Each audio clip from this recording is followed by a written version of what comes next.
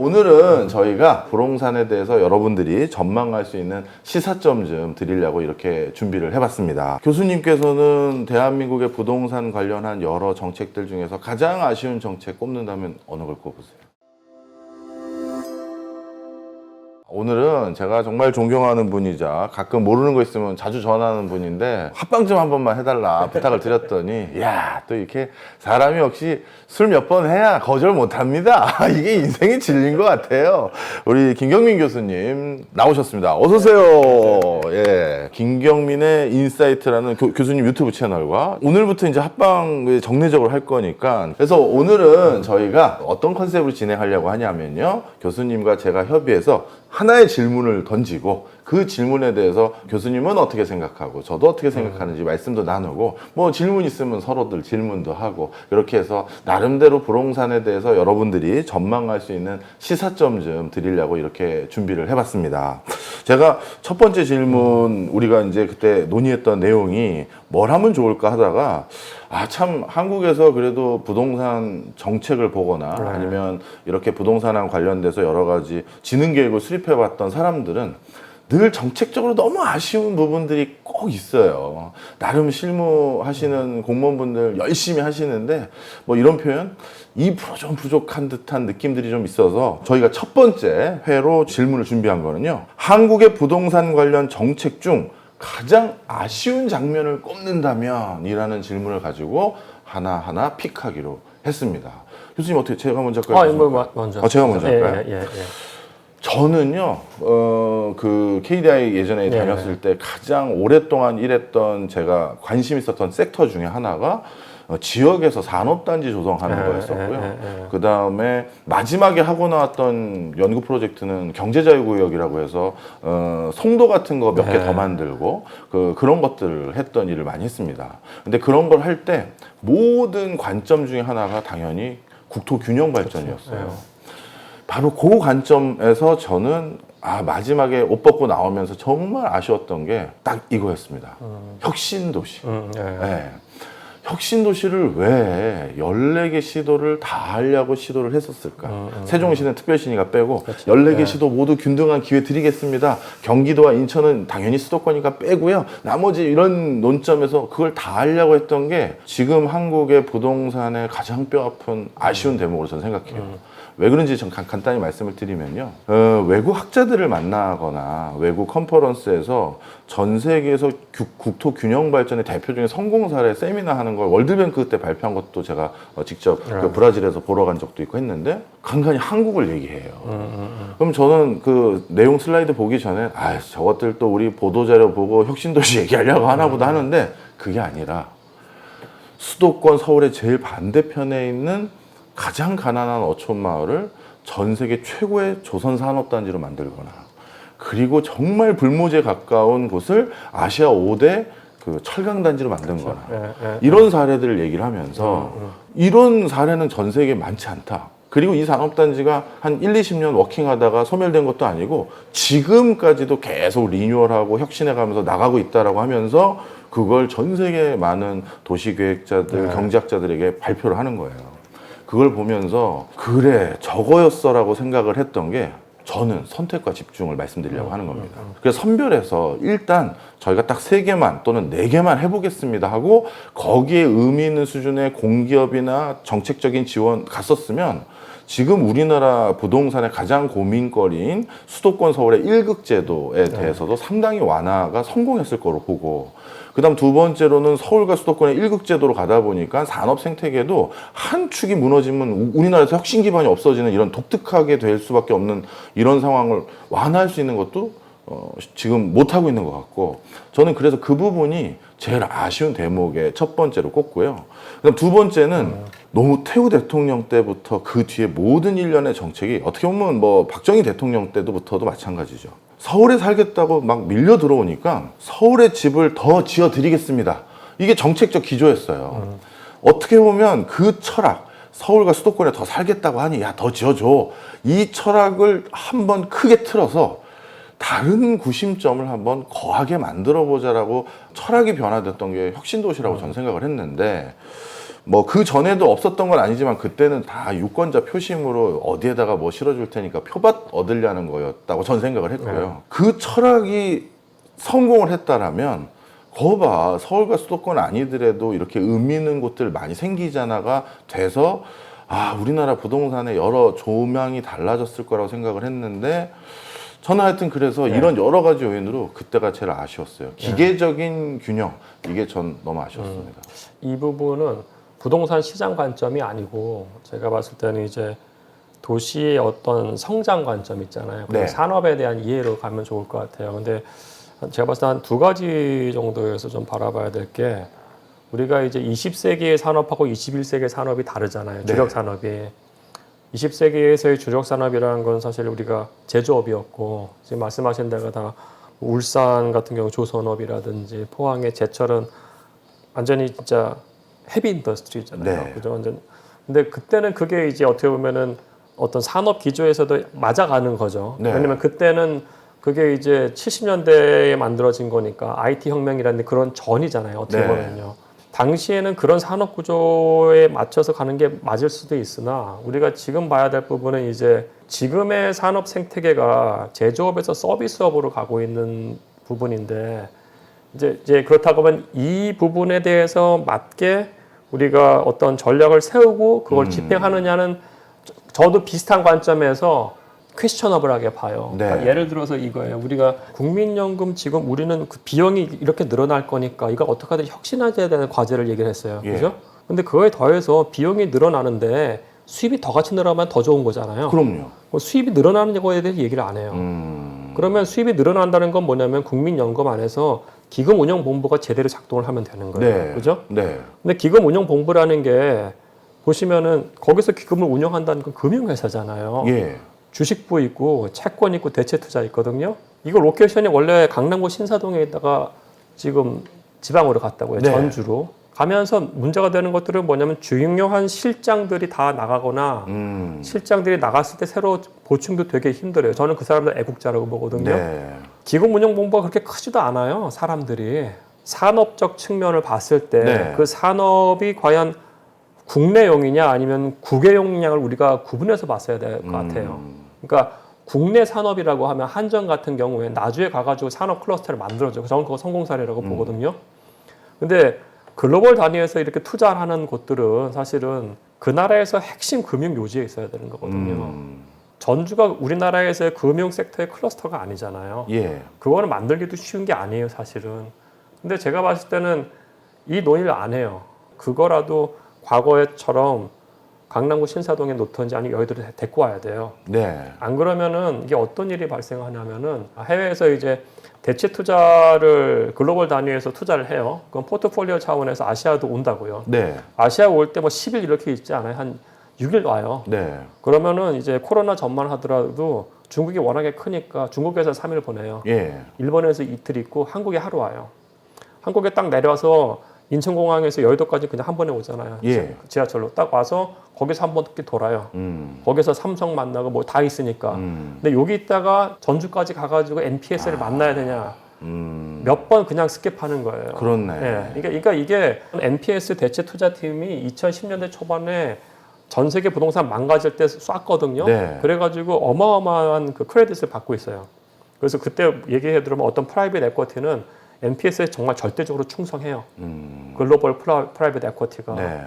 근데 걔네들이 이제 딜을 안 갖다 주는 거예요. 아. 이런 부분까지 보면은 균형 발전이냐 글로벌과의 어떤 경쟁력을 봤을 때 우리가 새롭게 생각을 해야 되는 거죠. 그러니까 말씀하신 성택과 집중인 네. 거죠. 그래서 그 관점에서 혁신 도시에 대해서 우리가 좀 리뷰는 지금 반드시 해야 될 것 같아요. 네. 예, 예. 저는 그런 차원에서 앞으로 선거 또 도래하지 않습니까? 예, 예. 그럼 또 뻔히 이슈되는 게 우리 지자체는 이제 앞으로 어떤 공공기관 더 내려보내줄 거냐?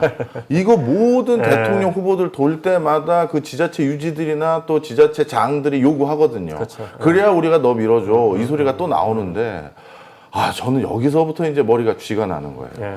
이제 산업단지가 우리나라에 2,000개가 넘었어요. 안 돌아가요. 안 돌아가요. 안 들어가요 산업단지. 그리고 이제 어떤 우리 교수님이 더 잘 아시지만 흔히 말해서 천안 이하급에 이제 산다는 좋은 사람 구할 수가 없어서 그렇죠. 예.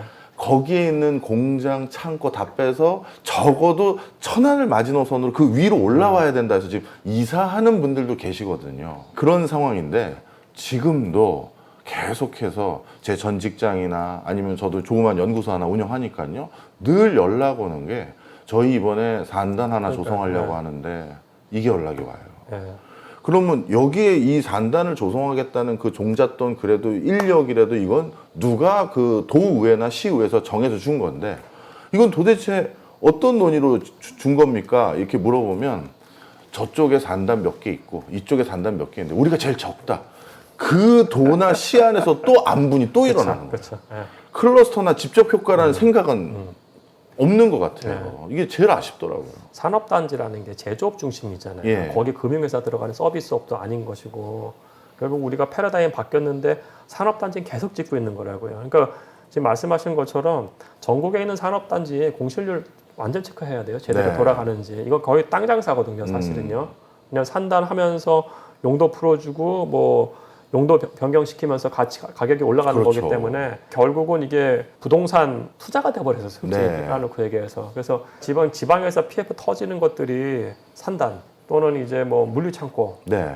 쇼핑몰 뭐 이런 것들이에요. 예. 그러니까 산단 관련해 가지고 이렇게 자꾸 풀어주고 어디 산단으로 만드는 게 과연 우리의 지금 그 어떤 경제 패러다임에 부합하느냐?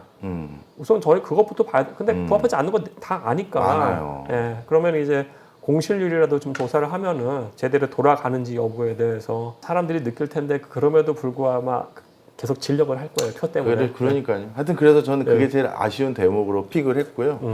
교수님께서는 대한민국의 부동산 관련한 여러 정책들 중에서 가장 아쉬운 정책 꼽는다면 어느 걸 꼽으세요? 용산국제업무지구 개발 뭐 그때는 파산은 너무나 당연한 거였고요. 네. 그 다음 단계가 아직까지 못하는 거. 예, 그리고 이게 플랜도 여전히 제대로 나오지도 않다는 거. 그래요? 예, 그게 제일 아쉽죠, 사실은. 그러니까 우리가 사실은 이런 거대 개발하는 역량은 솔직히 좀 떨어지긴 해요. 예. 떨어지긴 떨어지는데 마스터 플랜이라도 제일 잘 쌀 수 있다고 보거든요. 근데 마스터 플랜부터가 되게 엉성해요. 제가 봤을 때는 엉성하고 이 말씀 드리는 이유는 뭐냐면은 지금 다 아자부다이 힐스 보러 가요. 예. 그죠? 예. 다 저도요. 모든 사람들이 다 아자부다이 힐스. 근데 아자부다이 힐스 보면은 우리가 지금 놓치고 있는 것 중에 하나가 예. 이 모리 빌딩이 아자부다이 힐즈를 개발하기 위해서 34년 걸렸어요. 아, 그게 그렇게 오래 걸렸어요? 우리가 10년 전에는 용산국제업무지구 개발한다고 했을 때 예. 한국의 록봉기 힐스 만든다고 했어요. 맞아요. 그죠? 예. 록봉기 힐스 마찬가지 모리 빌딩에서 한 거거든. 그렇네. 힐스 들어가는 게 네. 다 록봉기 그 모리 빌딩에서 하는 건데 네. 그것도 20년 넘게 걸렸어요. 기본적으로 일본은 거기 사는 분들이 있잖아요. 예. 그 법적으로는 3분의 2 이상의 동의인데 거의 100% 동의를 요구해요. 100%요? 네. 그래서 다 설득하는 거예요. 그러니까 문제가 없어져요, 사실은. 네. 예. 우선은 용산국제업무지구 개발당은 철도청 부지이기 때문에 코레일 부지이기 때문에 이 릴로케이션 이슈는 없죠. 왜냐면 거기 사는 사람들이 없으니까 네. 땅도 깔끔한 거죠. 네. 그러면 우리가 뭔가를 할 수가 있는 거라고요, 사실은. 네. 근데 이제 그럴 때 위해서 어떤 계획이 나와야 되는데 그게 계획이 안 나와요. 그것도 다 일본 거 카피해서 뭘 하려고 해요. 록봉기를 카피해서 뭘 하든가 아니면 지금은 아자부다이 힐즈인데 사실 재작년까지만 해도 허드슨 야드 개발이었어요. 네, 뉴욕에 있는 허드슨 야드 개발. 그러니까 허드슨 야드 개발하고 이거랑 비교하는 건 전 맞다고 봐요. 사실은 허드슨 야드 개발은 기본적으로 거기도 약간 좀 공유지적 성격이 있었기 때문에 그리고 허드슨 야드 개발하고 그 용산국제업무 개발하고 거의 비슷한 시기에 시작을 했어요. 예. 근데 허드슨 야드 개발은 사실은 여기도 2008년에 금융위기 터지면서 망가졌다가 네. 2010년대 초반에 다시 시작을 한 거예요. 네. 용산국제업무지구 개발은 사실은 서울시가 구조를 잘못 짜면서 그러면서 망가진 거거든요. 근데 그렇게 망가진다고 하더라도 이게 철도청 국공유지 부지이기 때문에 네. 국토부하고 중앙정부하고 서울시만 잘 플랜을 잘 짰으면은 네. 지금 이미 한 반 정도는 개발을 했었어야 되는 거예요, 사실은. 예, 그러니까 그동안 아무것도 못했던 거는 사실 굉장히 아쉽죠. 네. 아쉽고 지금 나와 있는 부분도 아자부다이 힐스를 만들겠다고 하는데 뭐 가서 보셔서 네. 아자부다이 보셔서 아시겠지만 거기는 부유층들이 아니라 럭셔리 개발이잖아요. 그렇죠. 럭셔리 개발이고 거기 펜트하우스 같은 경우에 제가 지금 기억에 맞다고 하면은 유니클로 회장이 네. 집이 얼마죠? 펜트하우스 제가 1,800억. 1,800억에 네. 만든 거잖아요. 예. 그걸 우리나라 와서 용산에서 할 거냐고요, 지금. 사람들한테 아파트 한 채가 1,800억. 1,800억이잖아요. 유니클로 회장이 사니까 유니클로 예. 회장이 사니까 1,800억 좋다 이거예요. 예. 사실은. 그러면 거기에 기본적 컨셉이라는 게 초부유층들을 위한 개발이에요. 우리 가가지고 리테일 보면 알잖아요. 리테일 다 럭셔리고 네. 거기 있는 F&B 같은 경우에도 근처에 있는 록범기 힐보다 한 20-30% 비싸잖아요. 맞아요. 예. 그러면은 그 용산의 미래라는 게 소수의 0.1%를 위한 개발을 할 거냐? 아자보다 힐스는 그거잖아요. 일본에서 그렇죠. 제일 잘 사는 사람들이 가는 데고 예. 그 플랜은 작동할 수 있다고 봐요. 네. 모리 빌딩이 사기업이고 내가 땅 다 샀고 내가 올릴 거니까 정말 슈퍼 럭셔리, 슈퍼 부자를 위한 개발할 거야.